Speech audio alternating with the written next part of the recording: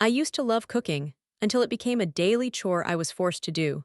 Every single night, after work, exhausted, I still had to be in the kitchen while my husband sat on the couch. And the moment I suggested he cook for once, he looked at me like I had just insulted his entire existence. That was the moment I realized this had to change.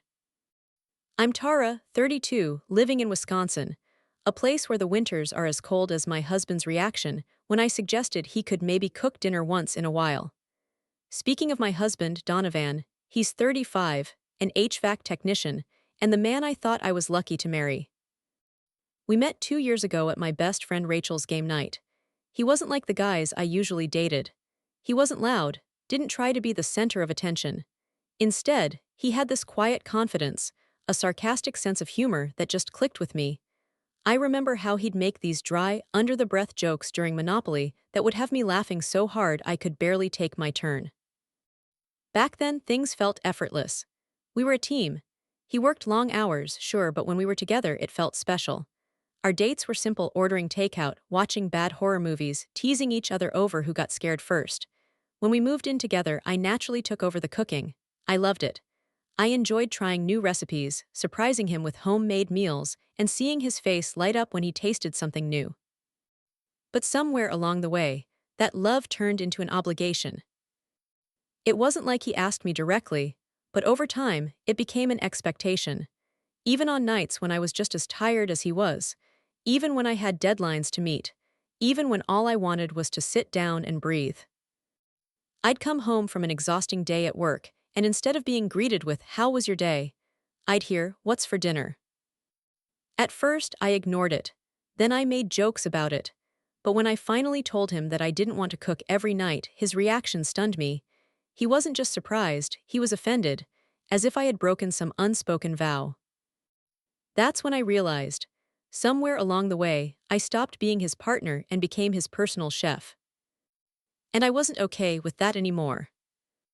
I tried to brush it off at first.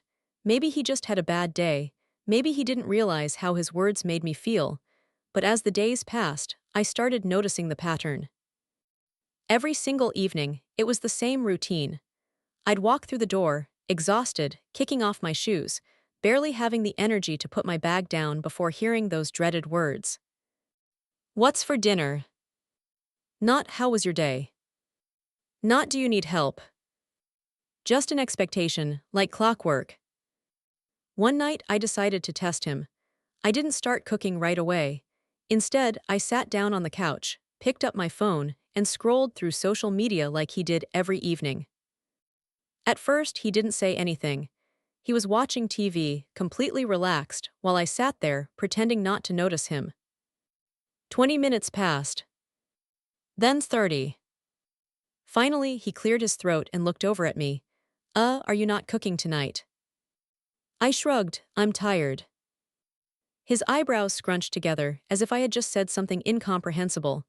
"Tired, but we need to eat." I turned to him, keeping my voice calm. "Yeah, we do, so what are you making?" He blinked. The confusion on his face would have been funny if it weren't so infuriating. "Me, I don't know how to cook." "You can learn," I shot back, just like I did. And then he laughed. Not in a playful way, not in a "you got me" way, but in a dismissive, condescending way that made my blood boil. "Tara, come on, you love cooking, it's your thing." My thing. I used to love cooking, sure, when it was something I did out of joy, not when it became a duty, not when it became an unspoken expectation. That night, I didn't cook, and I watched as Donovan huffed and puffed, finally digging through the fridge to make himself a sandwich, just for himself, not for me. That's when I realized something. This wasn't just about dinner. It was about effort, consideration, partnership. I started paying more attention after that, not just to his expectations about food, but to everything else. He never asked how my day was. He never checked if I needed help with anything. He never even thought to do something for me, unless I explicitly asked. I was always the one making sure the groceries were stocked, that the laundry was done, that the house was in order. Meanwhile, he came home, kicked off his shoes, and relaxed like he had no responsibilities outside of work. And the worst part, he didn't even see a problem with it. One night, after another long day, I sat across from him at the dinner table. "Donovan, do you ever think about how unfair this is?" He barely looked up from his plate. "Unfair. Me cooking every night, you never offering to help, you never even considering that I might not want to." He sighed like I was exhausting him. "Tara, you're overthinking this, it's just dinner." Just dinner. Except it was. It was about feeling unappreciated, taken for granted, and the more I thought about it, the more I realized this wasn't just about cooking. It was about how he saw me. And I wasn't sure I liked the answer. The night after our last conversation, I told myself I wouldn't bring it up again. Maybe I was overreacting. Maybe it really was just dinner. But then, something happened that I couldn't ignore. I had an exhausting day at work, back-to-back meetings, a project that refused to come together, and an email from my boss that made my stomach sink. By the time I got home, I could feel the stress weighing on me like a brick. I stepped inside, tossed my bag on the couch, and sighed. I needed a moment. Just one moment to decompress. And then I heard it. "So, what's for dinner?" I stared at him. He was sitting on the couch, remote in hand, eyes on the TV like I hadn't just walked in looking like I'd been through hell. Something inside me snapped. "Donovan," I said, my voice sharper than I intended, "do you ever think about how ridiculous this is?" He blinked at me, clearly not expecting that response. "What?" I dropped onto the couch, rubbing my temples. "You ask me what's for dinner like it's my job, like I'm some 1950s housewife whose entire purpose is to serve you." He sighed, already exasperated. "Tara, we've been over this. You like cooking." "I used to, before it became an obligation, before it became an expectation." I turned to face him. "When was the last time you cooked?" He frowned. "I don't know, a while ago." "Exactly, and do you even feel bad about that?" Silence. And then, the words that pushed me over the edge. "Tara, it's not that deep, it's just food." Not that deep. I felt a lump rise in my throat, not just from anger but from something worse, disappointment. Because it wasn't just food. It was about how he saw me, about how he took me for granted, about how he assumed that because I had always done something, I always would. And that's when I realized he didn't care, not really. Not about how tired I was, not about how unappreciated I felt. He just wanted things to stay the way they were because it was convenient for him. I stood up, my hands shaking. "I'm not cooking tonight." He groaned. "Fine, we'll order takeout." "No," I snapped. "I mean, I'm not cooking anymore, period. If you want a meal, you can make it yourself." His jaw tightened. "You're serious?" "Dead serious." For the first time, I saw something flicker in his eyes.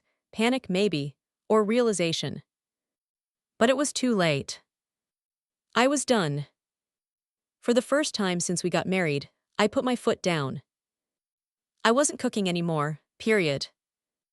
At first, Donovan thought I was bluffing, that this was just some kind of petty protest I'd get over in a day or two. But I was. That first night when I didn't cook, he waited until nearly 9 p.m. before finally sighing and ordering takeout. He didn't offer to get me anything. He ate in silence, scrolling through his phone, acting like nothing was wrong. The second night, he came home, glanced at me, then at the empty kitchen, and huffed before making himself another sandwich. By the third night, the tension in the house was thick. I sat on the couch, watching him pace near the fridge like a lost child. He finally turned to me, frustration written all over his face. "Tara, are you seriously going to keep this up?" I looked up from my book, keeping my voice even. "I told you, I'm done being the only one cooking in this house." "You're being dramatic." I laughed, shaking my head. "You really don't get it, do you?" He crossed his arms. "Enlighten me." I closed my book and sat up straight, meeting his gaze. "This isn't about food, Donovan. It's about the fact that you don't see me as an equal. You see me as someone who should take care of you, no matter how tired I am, no matter what I want. His eyes narrowed. That's not true. Isn't it? I challenged. If it weren't, you wouldn't be this upset about making your own meals. He scoffed. I work all day. I'm exhausted when I come home. I felt my blood boil. And I do. You think I just sit around doing nothing? He rolled his eyes. That's not what I said. But that's what you mean. I stood up, my heart pounding. Donovan, I work the same hours you do. I pay the same bills you do. So why is it that I'm expected to cook and you're not? Silence. He didn't have an answer. Because the truth was, there wasn't one. Finally, he exhaled, rubbing his face. Okay, fine, I'll cook sometimes. I crossed my arms. No, Donovan, that's not good enough. He looked at me like I'd just slapped him. What do you mean? I swallowed the lump in my throat. This isn't just about dinner, it's about everything. You don't help with anything unless I ask. You don't check in on me. You don't even think about what I might need. His brows furrowed. That's not true. I let out a dry laugh. Really, when was the last time you asked how my day was, or did something for me just because? When was the last time you showed me that I wasn't just someone who keeps this house running? His silence was all the answer I needed. And that's when it hit me. He didn't see the problem because he never had to. I had always been the one making sure things got done. The one adjusting, the one compromising. He never noticed how much I carried because he had never had to carry any of it himself. I took a deep breath. I can't do this anymore. His head snapped up. What? I can't be with someone who doesn't see me as an equal. My voice was shaking, but I forced myself to keep going. I love you, Donovan, but I'm tired. Tired of fighting for the bare minimum. Tired of feeling like I'm alone in this marriage. His expression shifted, anger, panic, disbelief. You're talking like you want to leave. I swallowed. I don't want to, but if nothing changes, I will. The words hung in the air between us. Heavy, final. For the first time, I saw something crack in his expression. Fear. Because for the first time, he realized I wasn't just mad. I wasn't just venting. I was serious. And whether he liked it or not, something had to change. The silence after my words was deafening. Donovan just stood there, staring at me like he didn't recognize the woman in front of him. Like he hadn't realized, until this moment, just how far gone I was. You'd actually leave over this. His voice was quiet now, almost unsure. I exhaled, feeling the weight of it all pressing down on me.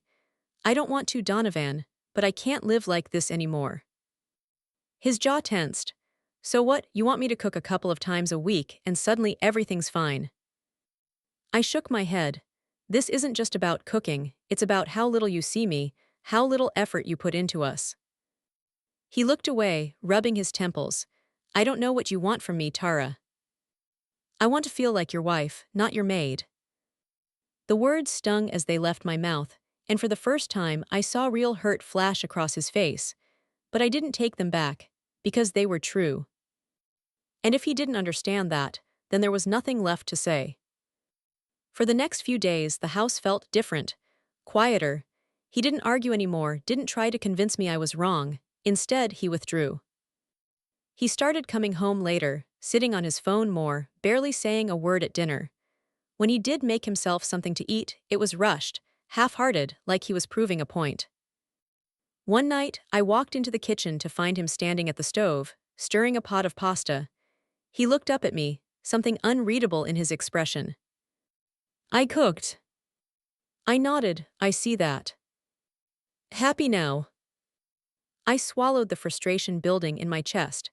This isn't about making a meal to shut me up, Donovan. He scoffed, turning off the stove. Then what the hell do you want? I took a step closer, my voice softer now. I want you to care. His shoulders sagged slightly. I do care. Then show me. That was the heart of it, wasn't it? I didn't need grand gestures. I didn't need some huge apology. I just needed to feel like I mattered. But I was starting to wonder if that was something he was even capable of.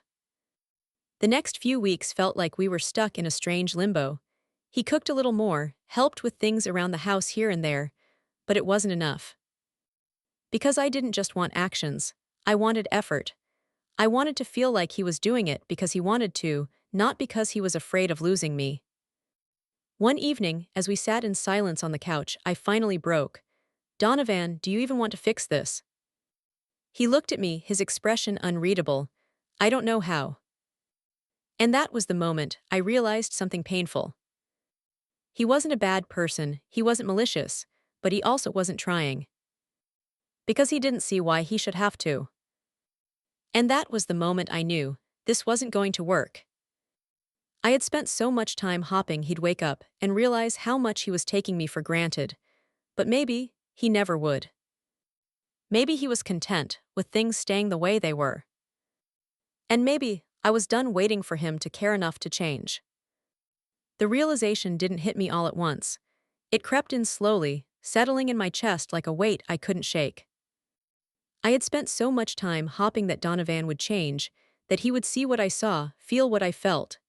But now, sitting across from him in our quiet, distant home, I understood the truth. He wasn't going to change. Not because he couldn't, but because he didn't think he needed to. And I couldn't keep living like this.